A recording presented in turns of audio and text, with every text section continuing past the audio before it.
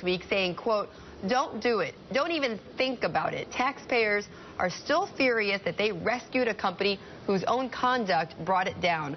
Don't rub salt in the wounds with yet another reckless decision that is on par with the reckless decisions that led to the bailout in the first place." Congressman, thanks so much for being back with us on In the Loop. And as we all know, as I just mentioned, AIG decided not to go ahead. But, you know, there was a shareholder duty in their view that they should have considered whether or not they were going to go ahead with that lawsuit. Well, that was the argument. But keep in mind, Mr. Greenberg was really the architect of this financial car wreck.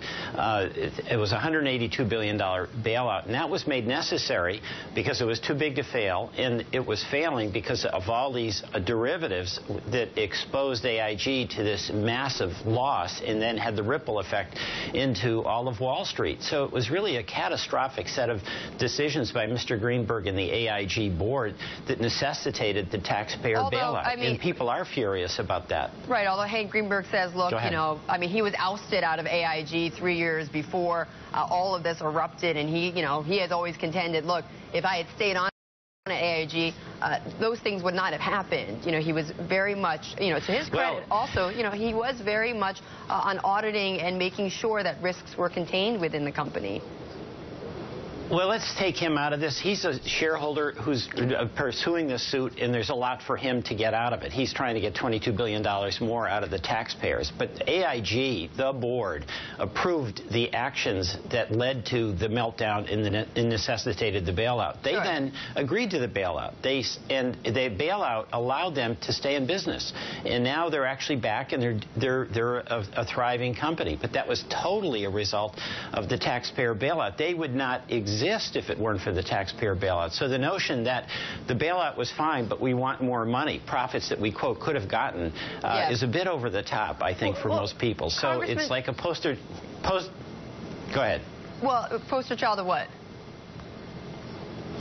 Poster child for ingratitude in corporate chutzpah. I mean, there's got to be some balance here. Well, Congressman, what possessed you to write this letter, though? Well, there is fury about the bailout. You know, people are absolutely livid that the bankers put us into this situation, that the taxpayers had to then bail them out, and then a lot of the folks who are on the bad end of mortgages are still struggling to get ahead. And this economy is tight, it's tough, and the sense among most people is that they've had to cut back, they've had to pay the price for Wall Street excess, and the folks on Wall Street are going along like they did nothing and contributed nothing to this whole meltdown. So it is rubbing salt in the wounds when AIG, which was the biggest recipient of a bailout, suddenly says, hey, we want more money from the taxpayers. So it's a pretty bad judgment. You know, it's interesting because this comes on, you know, the comments that we had out of Buffett, who says, look, you know, he doesn't think there will be any more bailouts because he guarantees that these banks are not going to fall into there's not going to be another crisis like this again. But, you know, even if there was, it sounds like in Washington there is no appetite anymore to do another bank bailout. Well, I think that's right. You know, all of us understand that if you take a risk and you lose, you should be the one that bears the burden of that.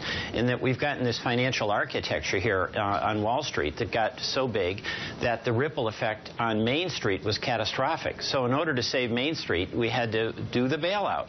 But nobody liked it. And it was all in the atmosphere of these huge bonuses and the bankers doing fine while the rest of the economy suffered. And I think there's a real appetite on Main Street to have the financial system go back to what is so important that it do, and that is lend and make money by helping the productive economy rather than have the productive economy serve it. Congressman, we could probably talk more about this, but I just want to switch gears, though, for one moment to the news later on this afternoon, which is that Jack Lew is likely going to be named the Treasury Secretary by the President. And the Republicans already are out saying that, look, this is a terrible appointment. The president has lost an opportunity here. Jack Lew is just going to be extremely divisive when it comes to trying to put together more agreements on the budget. Well, you know, I don't really understand that. They're not arguing about his qualifications or his experience.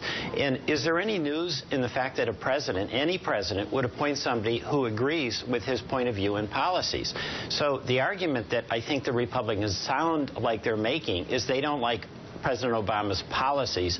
They've got a confirmation process that allows them to take up that fight in the Liu confirmation. But nobody's disputing his qualifications, and yes, he will be an administration spokesperson and be carrying out their policies. Well, people have said, well, you know, why choose somebody, though, who is very likely going to be very one-on-one, very toe-to-toe, you know, in a fight with the Republicans versus, as you know, some had said, what about Erskine Bowles? Why didn't he, you know, why didn't he appoint him as someone who could probably reach over the divide more than Jack Liu?